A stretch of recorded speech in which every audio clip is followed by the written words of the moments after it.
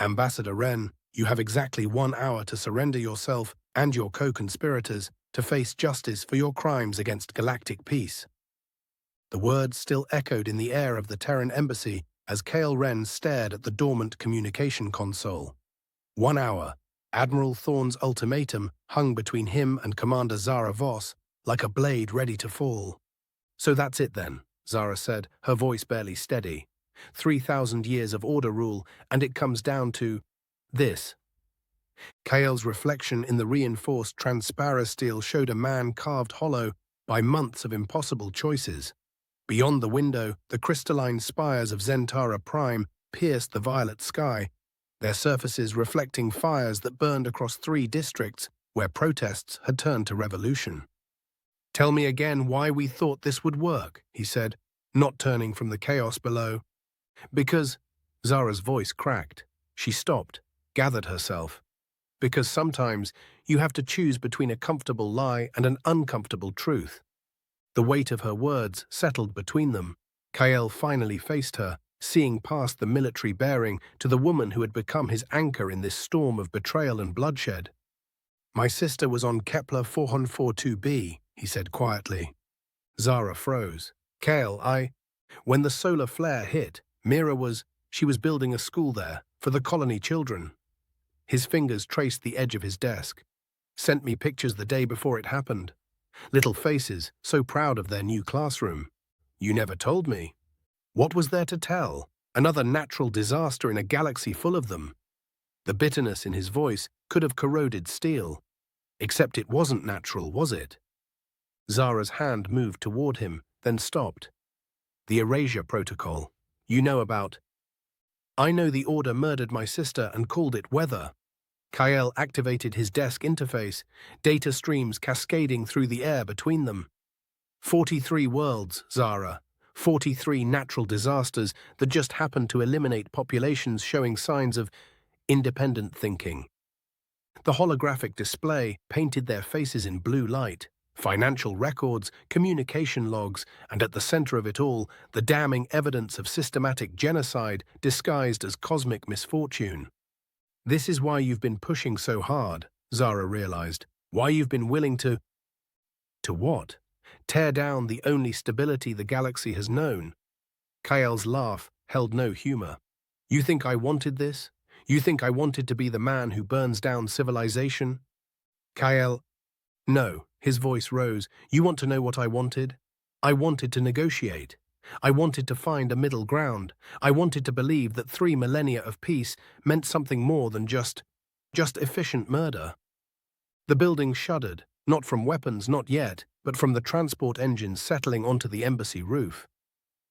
"They're early," Zara whispered, "or we're out of time."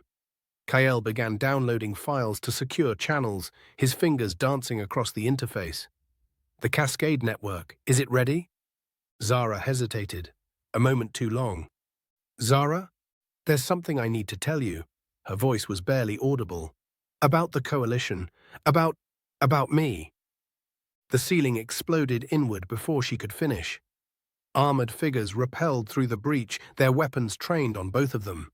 Kyle dove behind his desk as energy bolts sizzled past his head, the holographic projector shattering in a shower of sparks. "Upload at 20%, he called out, his voice lost in the chaos. Zara's weapon spoke 3 times in rapid succession, sending 2 attackers sprawling. But more kept coming. Too many. "We're not going to make it," she said, her voice steady despite the chaos around them. "Upload at 60%. Kael's fingers flew over the interface. "The data burst will be detected and intercepted unless they think that's not what they're here to stop." Zara's eyes found his across the smoke-filled room. "They came for the revolutionary." "Zara, no." "Upload at 80%, he reported, but his voice was lost as she stepped into the open, weapon raised. "I'm Coalition Command," she said, loud enough for the assault team to hear. "I'm the one you want." The weapon swung toward her. Kael's heart stopped. "Upload complete. Cascade initiated."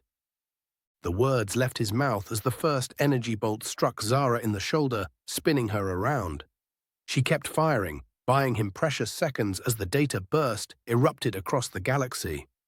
On 1,000 worlds, hidden transmitters activated simultaneously. The Order's darkest secrets blazed across communication networks, flooded news feeds, burned themselves into the collective consciousness of billions. Admiral Thorne's voice reached them through the team leader's comm. Status report. Both targets acquired, the terrorist and the spy. Excellent. Begin immediate extraction. But something was wrong. The assault team leader pressed his comm unit, frowning. Sir, we're receiving conflicting orders. Multiple coalition fleets are decloaking across the system. Impossible. Our intelligence indicated. Your intelligence, Zara said, blood running down her arm but her voice strong, was what we wanted you to see. The truth hit Kael like a physical blow. You let them think you were the only coalition operative. While 17 other worlds built fleets in secret, while resistance cells armed themselves with weapons we've been smuggling for months, while the real revolution prepared to reveal itself, the assault team spun, suddenly uncertain.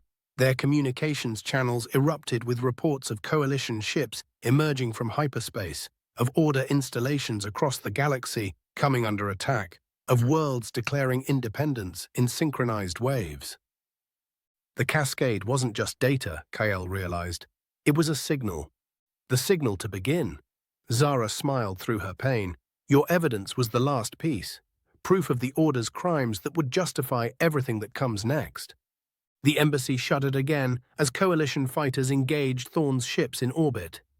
The assault team leader barked orders, but his voice was lost in the chaos of a galaxy erupting into revolution. Think it will be enough? Zara asked, her voice growing weak. It's a beginning, Kael replied, reaching for her. Sometimes that's all you can give. The energy weapons fired, but their targets were already gone, not in body, but in the way that mattered. They had become something larger than themselves, a catalyst for change that would echo across the galaxy long after their names were forgotten. In the aftermath, as the Order's fleets scrambled to contain the spreading chaos, historians would mark this as the moment when the ancient balance of power truly shattered. Not with Earth's declaration of independence that had started it all, but with the revelation that made continuation of the old ways impossible. On Nexus 7, a child looked up at the stars and saw coalition ships breaking the orbital blockade that had trapped her world for generations. On Meridian Prime, workers seized the factories that had ground their bones to dust for Order profit. On Terra itself, crowds gathered in the streets, no longer afraid to speak the word that had been forbidden for so long. Freedom. The future remained unwritten, filled with both promise and peril. But for the first time in 3 millennia, it belonged to those with the courage to seize it. The sovereign spark had become a conflagration, and the galaxy would never be the same.